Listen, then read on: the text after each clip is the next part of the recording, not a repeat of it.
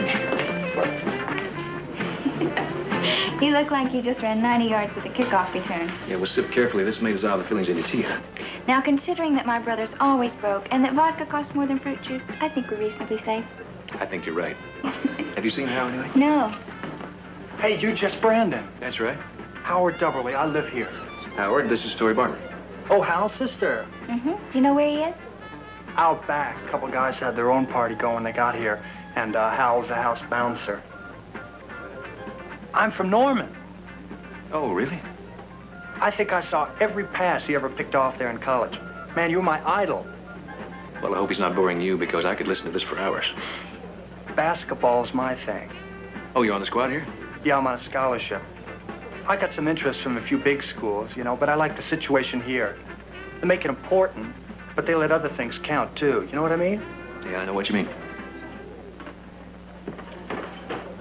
Hey, group, we've got a happening.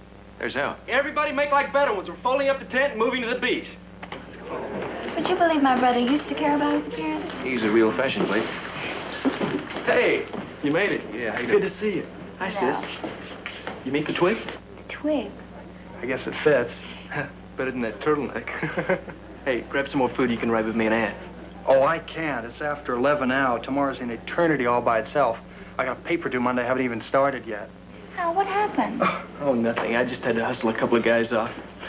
Hey, Twig, kill the lights when you sack out. Our juice bill was way up there last month. Right. Nice meeting you. I'll see you again. Right. See you at the beach. Okay. Were parties this portable when you went to college?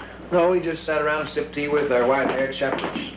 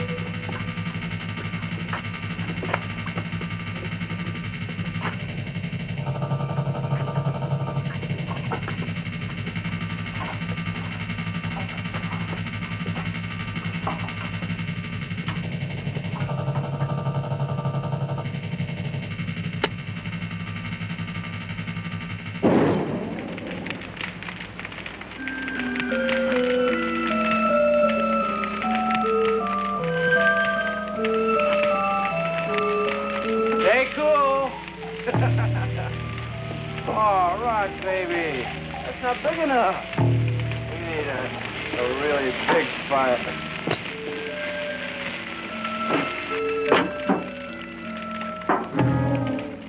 Woo! Now that's a really big fire.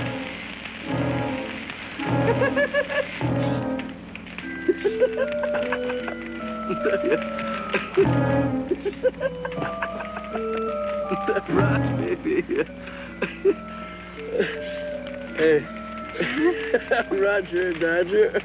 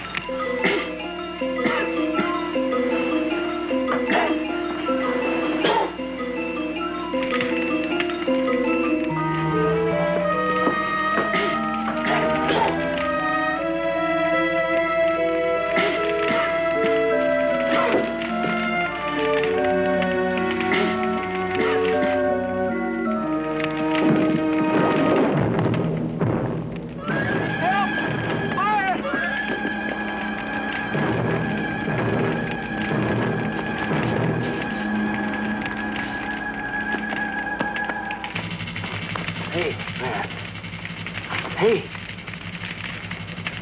Hey, come on.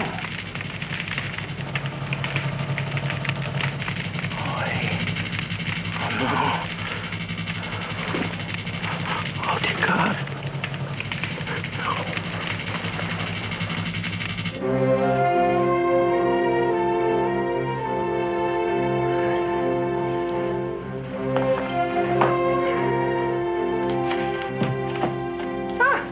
You're at it early today. Oh, morning, Frida. Good morning. I got a call last night. Barrett and Spencer, annual schism. Those old phonies. Everybody knows they couldn't live without each other. Yeah, but they keep me on retainer to convince them of it when they forget why. Listen, I'm going to type up those letters this morning before class. So, if you need anything, just give a yell. I have to see Mr. Marshall, please. Oh, well, would you mind telling me what it's about? I'm Mrs. Collier. Could you please just tell him it's very important? Martha? Oh, Oh, what is it? oh, and I need help. Oh, come on inside. No, Jerry's in jail. Jerry? What for? Something called felony murder.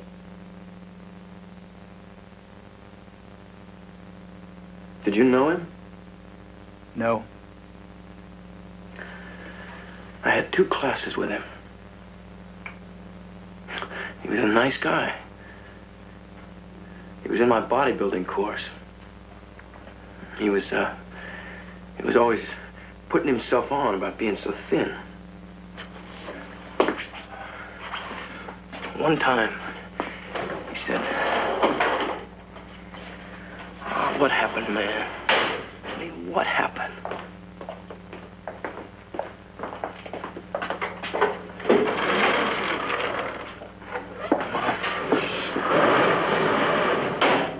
It's all right. It's all right. I told Owen all about it, and he's going to help you, Jerry. Okay, Jerry. Oh, Mr. Marshall, I'm sorry. Is it all right? Oh, yeah. This is Roger Carlyle, Owen Marshall. How do you do, sir? Mrs. Collier. Roger. Hi, Roger. Do you remember exactly what happened? No, nothing. Until he fell into the fire.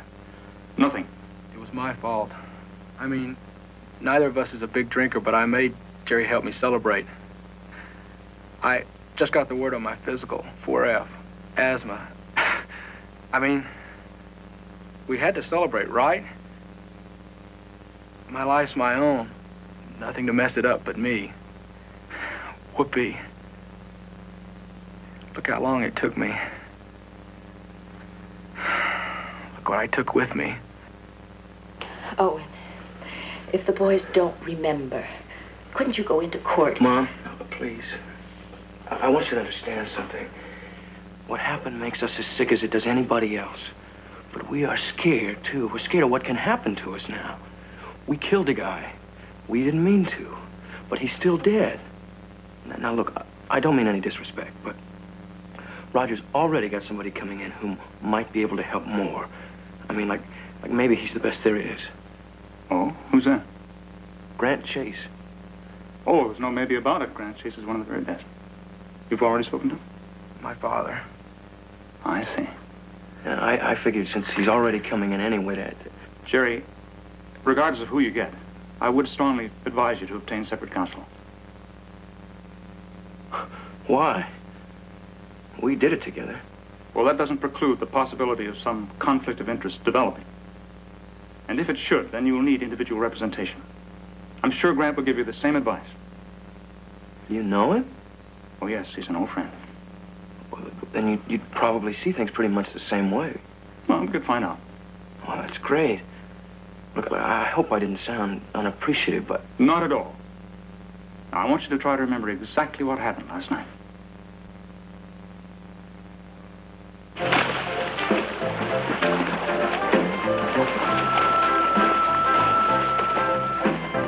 Mr. Chase, telephone, Chicago. What? Yeah. Thank you.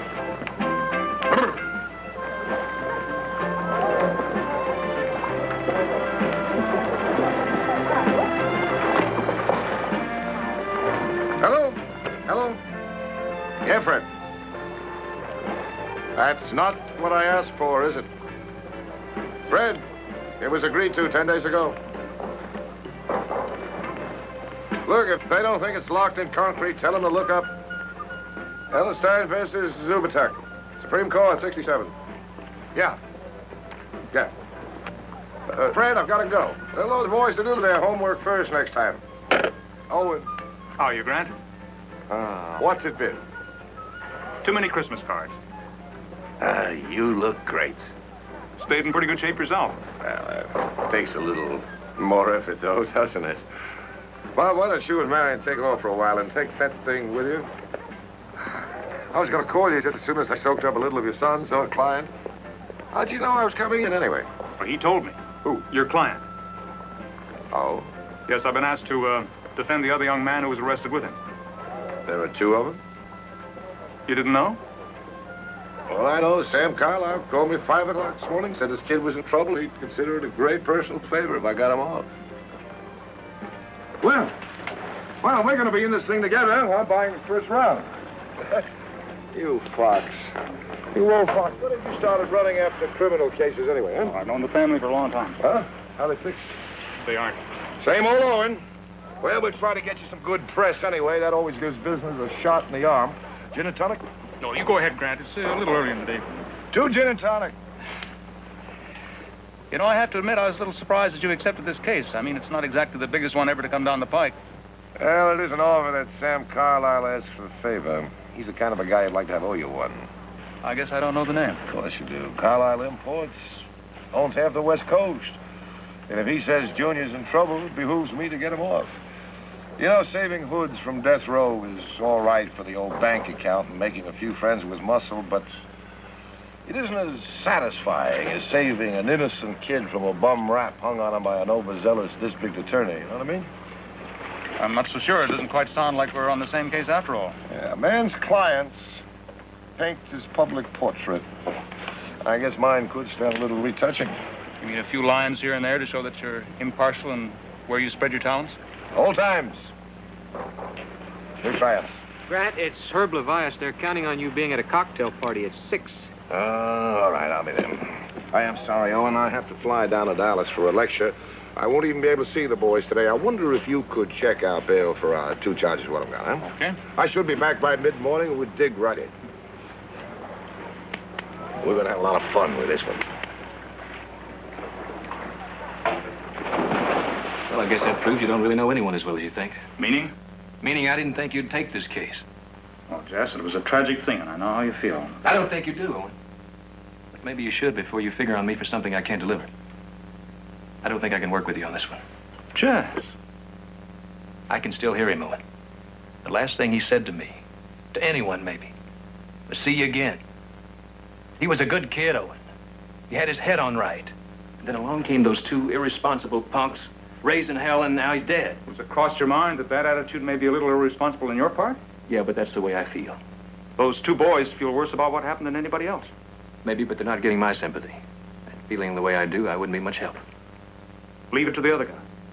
Why not? This time, leave it to Grant Chase. Let him do his thing for both of them.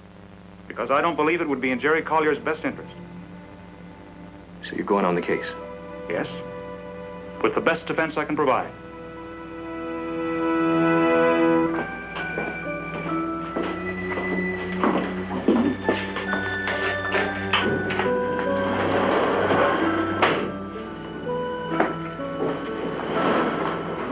Thanks, Andy.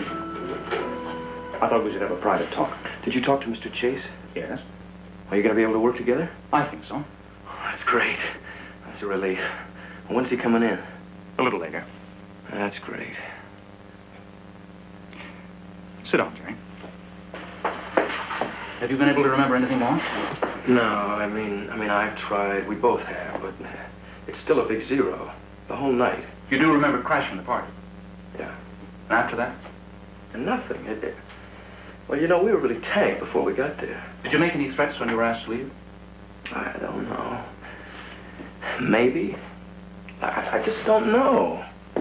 It's like there's this big block of time. It's just gone. And then I was there, out in front. And I looked up, and he was falling. And I just keep seeing him fall over and over. All right. You can try to tell me more later. Now, right now, I want you to listen. Arson is a felony. And any killing in the commission of a felony, even if it's accidental, is murder. Now, no one is saying that you meant to kill Howard Doubleday. But it appears that the prosecution is prepared to prove that you did act willfully and maliciously when you started the fire that resulted in his death. Now, there's the key to the whole case, Jerry. Now, while voluntary intoxication is no defense in itself, it does allow us to plead diminished capacity. What we have to prove is that you were so intoxicated that you couldn't have acted deliberately. Yeah, well, I told him that already. But we have to find someone else to tell him, to prove it. And what if we can't? Well, I wouldn't worry about that until we try. We could get the death penalty. Oh, I don't think so. I'll be meeting with George Patterson a little later. He's the DA's top prosecutor. I'll see exactly what he has in mind. What about Mr. Chase? What does he think? Well, we haven't had a chance to discuss it yet.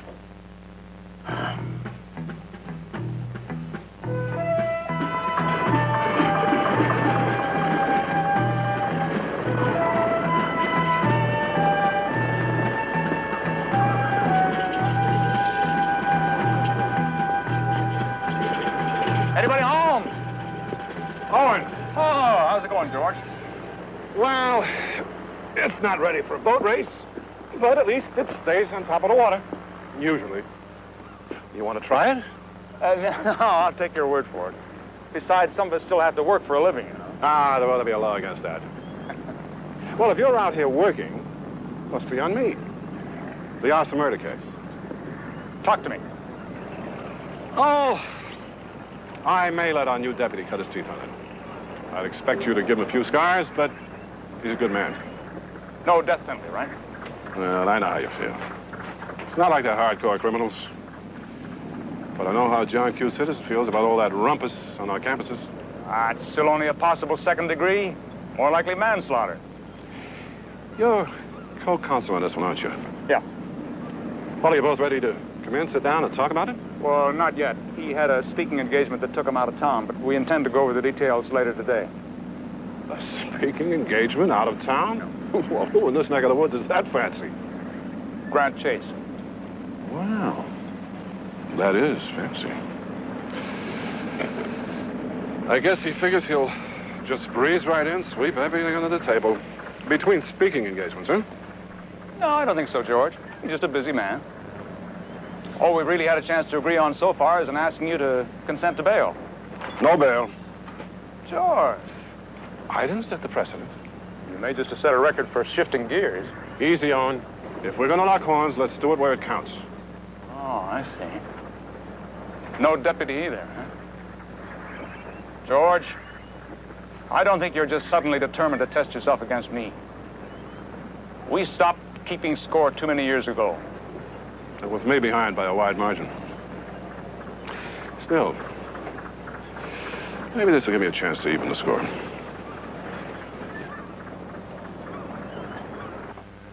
No bail, huh? They must be going all the way. Looks like it. Wonder what they've got. I've set a meeting with Judge McDowell for 2 o'clock. Now, George Patterson is no fool. He's rough, but he's fair, too. And I think he'll listen to a plea for a reduced charge, maybe even manslaughter if we talk hard enough. Oh, the only time you worry about reduced charges when there's danger of conviction. But, Grant, the station attendant who sold them the gasoline has already identified them. Oh, they bought gasoline for the car. In a can that just happened to end up on the front lawn of the house? How do we know it's the same can? Piece of tin they came up with could have been there since the house was built, or so charged.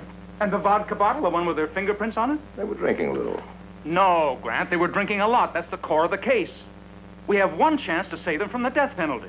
Diminished responsibility from the amount of alcohol they consume. Oh, and I think I've been through this ringer a few more times than you have. We've got to block the state's ability to prove specific intent. You don't lay on the booze. You don't make drinking the core of anything.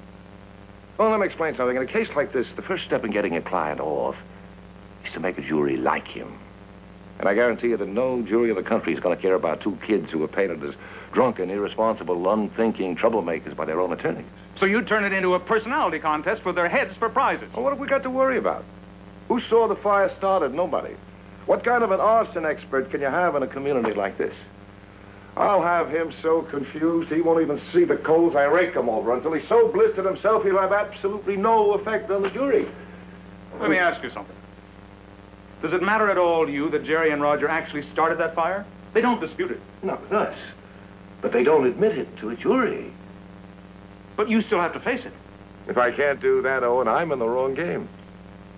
Well, I guess that's one big difference between us. I can't think of it as a game. Sorry.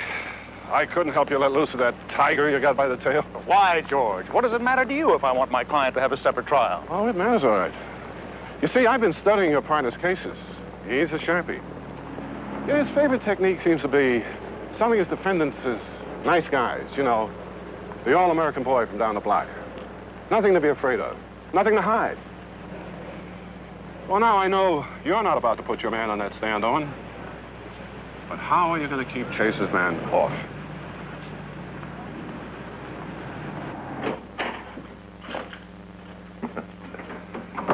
Oh, Mr. Marshall, I see you haven't let this sleepy little town rub off on you after all. I like your style. What? I trust I made the right move. I didn't know exactly how you wanted me to play it, but from what I could see, the effect was good. Effect? You thought that was an act of some kind? I thought it was brilliant. And your friendly neighborhood DA, he jumped at it like a hungry mullen. He gave away points without batting an eye. He had us figured for so much confusion that it looked like a cakewalk. I think there is some confusion, Grant. It wasn't a ploy. That kind of theatrics may be part of your style. It's not part of mine. I wanted a separate trial because I think your approach to this case is all wrong. Oh. You think my approach is wrong? I was winning tougher cases than this while you were still learning probates and adoptions. All right. We are strapped onto this roller coaster together now, but I intend to call the shots. And you don't hunt quail with a rifle, you use a shotgun. We're going to hit that county prosecutor broadside with so much buckshot, he'll never get it all out. By the time we pour in our contradictory evidence, the waters will be so muddy that a clear-cut verdict will be virtually impossible. The old shadow of a doubt is still the defense attorney's best friend, but it doesn't exist by itself. You have to create it. I didn't know a shadow of doubt ever existed. I think the term you're reaching for is reasonable doubt. And I also happen to believe that the whole system works because it's based on reason, not on sleight of hand. Oh, right, Owen. All right. We know where we stand outside the courtroom, but we have to stand together inside it. And I don't think you're helping yourself or your client by testing your knowledge of criminal practice against mine.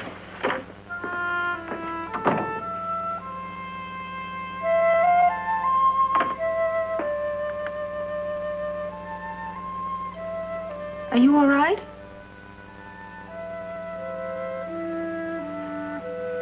Would you see if Martha Collier's at home, please? Sure.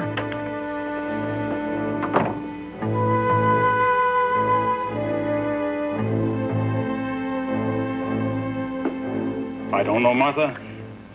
I could be 100% wrong. I could be doing you and Jerry a great disservice. Walt trusted you, Owen. I do, too. Well, you understand that I'm questioning the logic and the experience of the man who's written the book in this kind of case. He could be right. That's why I'm offering to withdraw. No, Owen. Jerry should have you in his corner.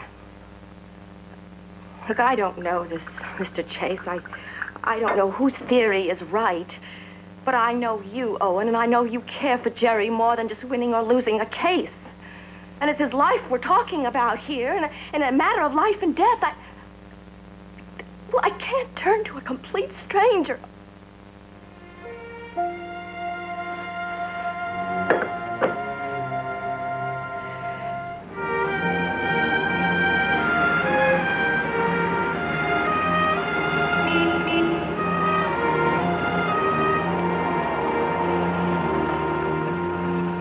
Hiya, Tiger. What's up? I have to talk to you. Well, I was just on my way back. Well, I don't want to talk at the office. Can we take a walk? Well, it's your reputation. Hey, why so sober? Have you ever seen Mr. Marshall down?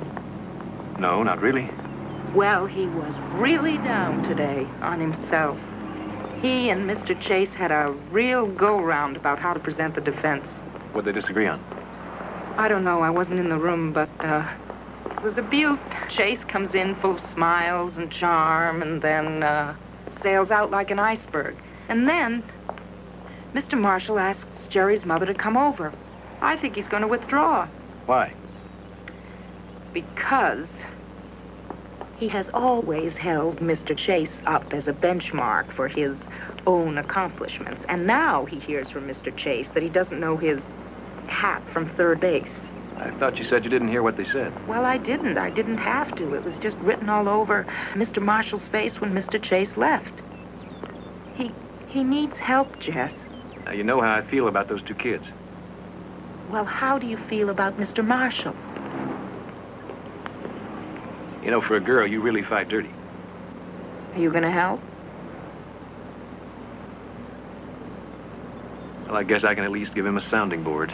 Maybe do some of the legwork. But that doesn't mean I'm going to feel any different about things. And where'd you pick up that phrase about not knowing his hat from third base? Can you keep a secret? Try me. I hit over 300 for 2 years in the Little League before the other teams found out I was a girl. Really? I'll be darned.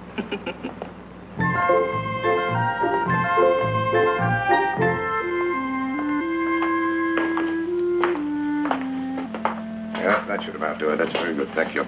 Hi, Sal. You working overtime? The price was right.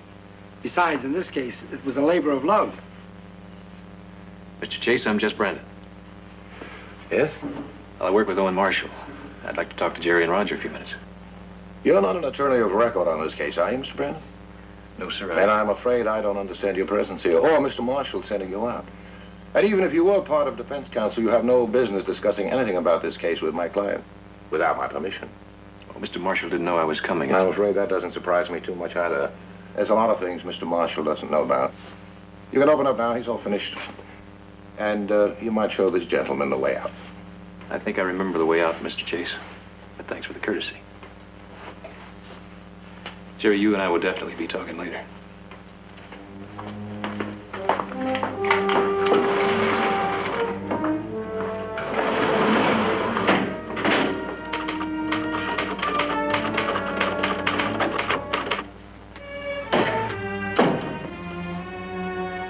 What happened?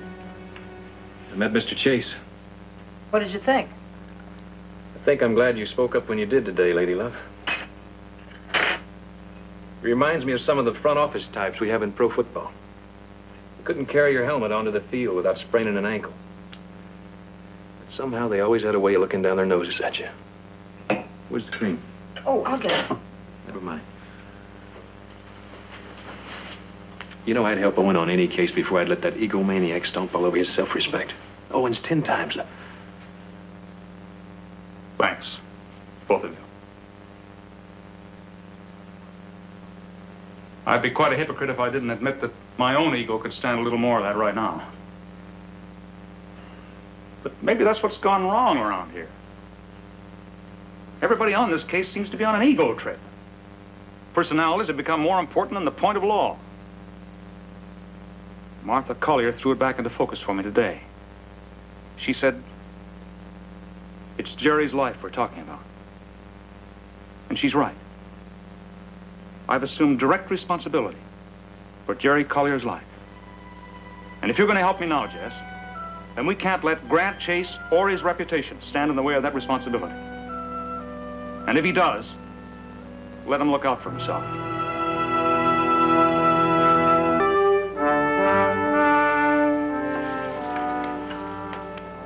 Mr. McNabb, you're a student at the university yourself, aren't you? Yes, sir. And you work evenings at the service station to support yourself? Yes, sir. You own a car? Yes, sir. Keep it in good condition? As good as I can get it. Ever have a little trouble with it, though? Flat tire? Run out of gas because the gauge is off a little, maybe? Your Honor. Your Honor, I assure you this line of questioning has a very specific purpose. These two young men are here today instead of in a classroom continuing the pursuit of their studies because of a series of events construed as abnormal behavior. I intend to show this court that their behavior was in fact as normal as any other young man's. Up to the point where they saw a fellow student falling into an inferno and waded into the flames after him in an attempt to save his life. And that, I will concede, was exceedingly abnormal behavior, an act of courage, the like of which few of us in this room can lay claim to in our own lifetimes, though they be considerably longer. Your Honor. I'm overriding your objection for the moment, Mr. Patterson. I'll permit this line of questioning, Mr. Chase, up to a point. But I urge you to be as brief as possible. I shall, Your Honor. Thank you. Grant. Patterson knows what you're trying. He's not going to let you start pinning medals on them. Oh, and all you have to do is sit tight, keep smiling, and take notes, Now, when they started to get out of line, you took them out the back. Right. Then what? I hustled them off. Now, Hal, you were already outside when Tori and I came in from the front. Now, I had time to park her, get some punch, start a conversation with Twig. All this happened before you came back in. I guess we called each other a few names for a while. They wouldn't leave right away. Your shirt was torn. You did fight with them, didn't you? No, not really. Like the one guy just kept grabbing on to me, that's all. I couldn't shake him for a while. Which one? Carlisle. What about Jerry Collier? No. No, he just stood there. And he kept laughing, you know, like it was funny or something. Did you see them leave? Yeah. Were they driving? Well, I didn't see that. Like, you know, I just watched them start off. But Carlisle's got this car straight out of a spy movie. So I wouldn't guess they left on roller skates. What kind of car? I'm no expert on foreign sports cars that cost half a mint. But it's built like a torpedo. Painted silver yet. Yeah, I remember seeing it when we left for the beach that night. Made mine look like a rusty truck. Yeah. Must be nice just to buy whatever you want. Sports cars. Lawyers. Whatever. Hal, you told the police they made no threats about coming back. No, they just burned down part of the house and killed Twig. Thanks, Hal.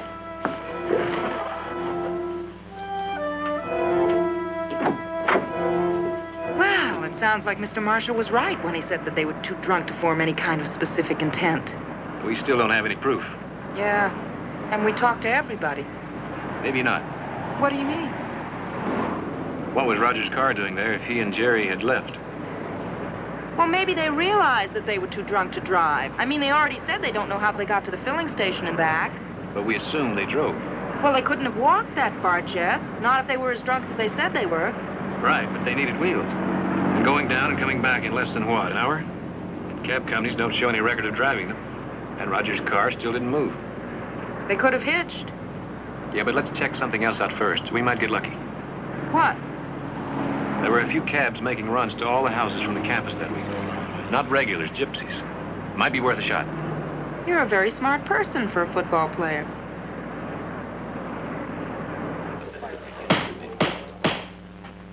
Gentlemen. I'm sorry, Your Honor, but I think we've seen enough of these tactics. This witness is a qualified expert in the field of arson. And to question his competence... I respectfully submit, in light of the confused and confusing answers, the question of competence raises itself. Your Honor! Mr. Chase.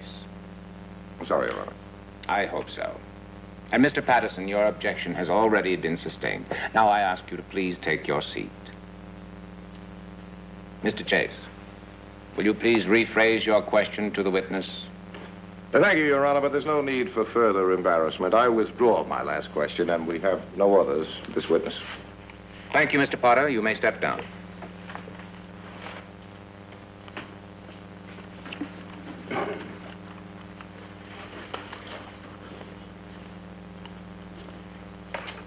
Your Honor, I have a few questions for the witness. But I'd like to request a short recess to confer with co-counsel before beginning.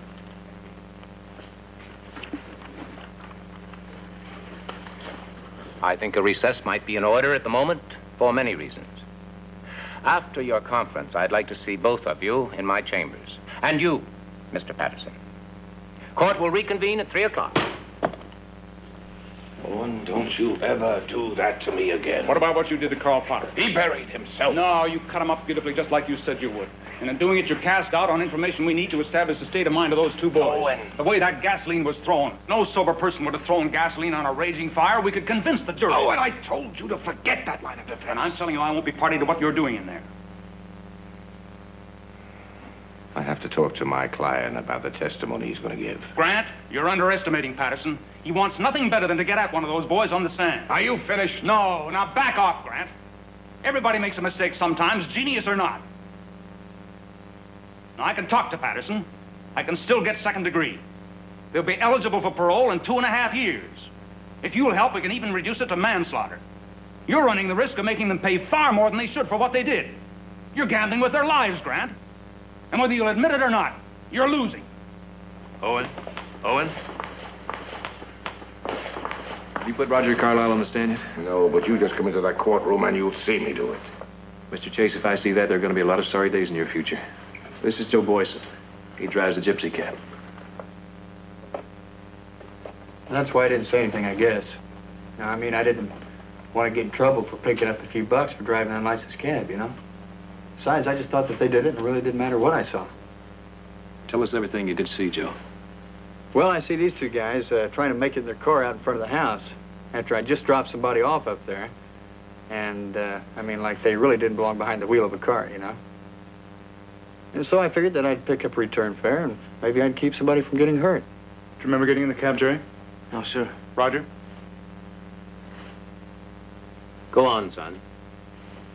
Yeah, so anyway, this guy says that they really appreciate it a lot, and he gets this other guy to cough up a big bill as a 20. You know, and I told him it's too much, but he said to go ahead and keep it and take him someplace where they could get a bottle. You know? So I know this little place where they'll make too big of a fuss about not having an ID, you know? Where is that place? Well, it's down on Front Street. It's called Mickey's. The service station is on Front Street, too. Did you drive in there, then? Yeah, after a while, they put away a lot of booze first. Then he said he needed some gas. What for? Did I say what I needed it for? No, he didn't. Well, they got the gas, and after that, we were... Bay? Well, they got out together. I mean, he was feeling a little queasy, you know, so he hit the head while this guy stayed back and paid for the can of the gas. The service station attendant didn't mention a third party waiting in the car. You never had jockeyed pumps, have you? No, he's hustling. He's right there on the main drag. I mean, they're stacked up too deep on both sides. Then you drove them back up to the house? Yeah, when he passed out. Passed out? Cold. When did he come to again? He didn't. At least not while I was around. Now, you helped your buddy out. You set him up against that little well that was over there, then you came back for the gas can and the bottle. And I asked you if you wanted me to help you prime the carburetor, and you said maybe you wouldn't put it in the car right away. Then you just started laughing. And when I drove off, you just kept yelling at me. You know, stay cool. Stay cool. Come on, Roger, baby. Let's go see how cool they can be, huh? Come on. Come on. Okay, Roger Dodger, you just sit tight.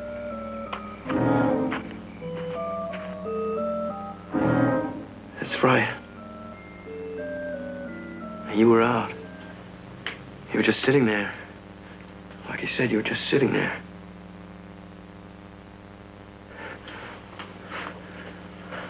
Oh, and it was me. Oh, it was just me. I did it alone. Oh, God. What did I do? How could I be that sick?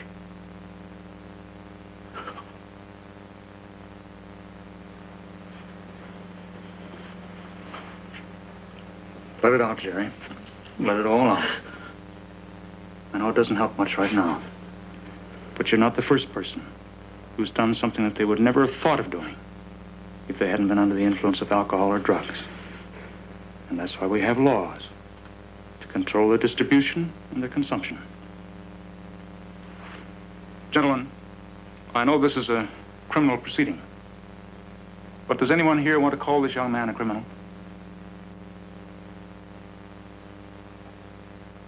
Your Honor, in view of the facts revealed in chambers by the defense, the state will concur in the motion to change the charge against Gerald Collier to involuntary manslaughter. And if the defendant pleads guilty to the amended charge, we will not oppose the request for probation.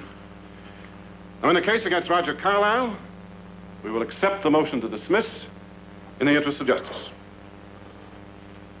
This court is adjourned. Congratulations, Mr. Chase. Thank you. Could you tell us what sort of facts you revealed in the judge's chambers? Gentlemen, you know it's my policy never to reveal trade secrets. Suffice it to say that this day, justice is wearing the sweet smile of triumph.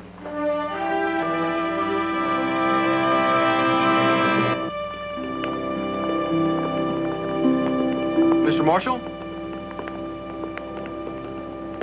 I'd like to tell them that they really should be talking to you. No need, Roger, but thank you. I owe you the thanks, all of you. Without you, no matter what the court rules, I'll be serving a life sentence in my own mind. Owen, you gentlemen want a quote?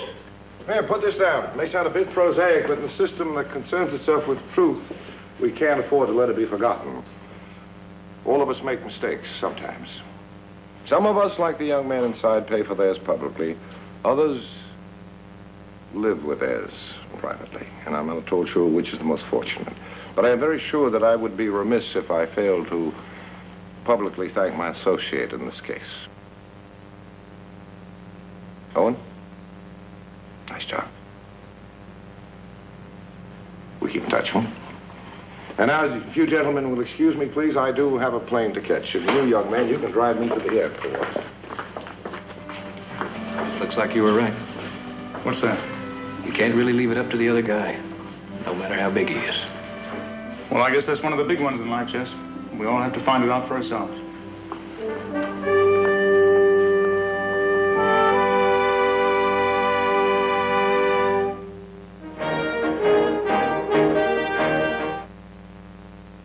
When we did the prison show, Angels in Chains, we were chained together, but we didn't take them off. We would just sit there and talk. We just stayed chained together. There was something about that show that was sort of very bonding. For more, watch Inside TV Land, Charlie's Angels. Tonight at 10, only on TV Land.